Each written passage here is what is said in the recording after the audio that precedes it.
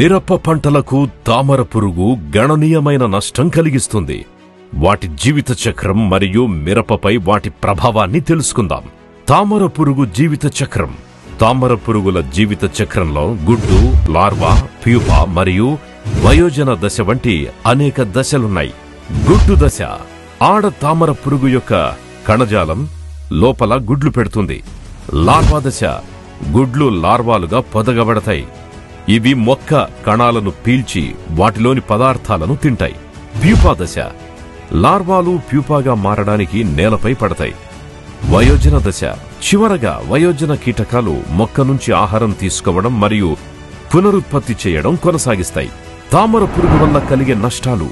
తామర పురుగు మిరప మొక్కలకు గణనీయమైన నష్టం కలిగిస్తాయి.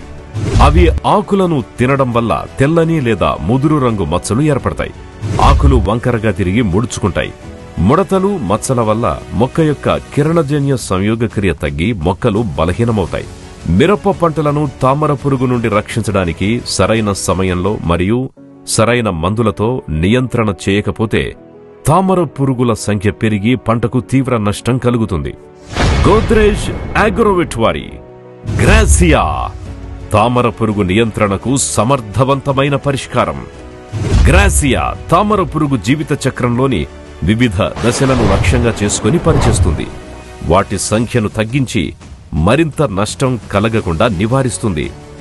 గ్రాసియాను మొక్క నాటిన 15 నుంచి 25 రోజుల మధ్య మొదటిసారి పిచికారీ చేయాలి మరియు మొదటి పిచికారీ చేసిన 10 రోజుల తర్వాత రెండవ పిచికారీ చేయాలి. మోతాదు ఎకరాకు 160 మిల్లీలీటర్లు. గ్రాసియా ముందుగానే వాడడం వల్ల మీ పంట ఆరోగ్యాన్ని మెరుగుపరుస్తుంది. చీడపీడలు లేని మిరపను పెంచడంలో సహాయపడుతుంది మరియు తామర పురుగు సంఖ్యను నియంత్రిస్తుంది. గ్రాసియాను మొక్క నాటిన 15 నుంచి 25 రోజుల మధ్య వాడడం వల్ల దీర్ఘకాల నియంత్రణ లభిస్తుంది.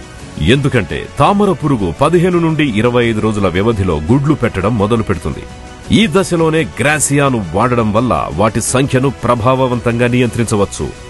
గోద్రేజ్ అగ్రోవెట్ వారి గ్రాసియాను క్రమం తప్పకుండా ఉపయోగించడం ద్వారా మీరు మీ పంటలను తామర పురుగు నుండి రక్షించుకోవచ్చు. ఆరోగ్యకరమైన పెరుగుదల మరియు సమృద్ధిగా దిగుబడిని సాధించవచ్చు. గ్రాసియాతో గర్జించండి.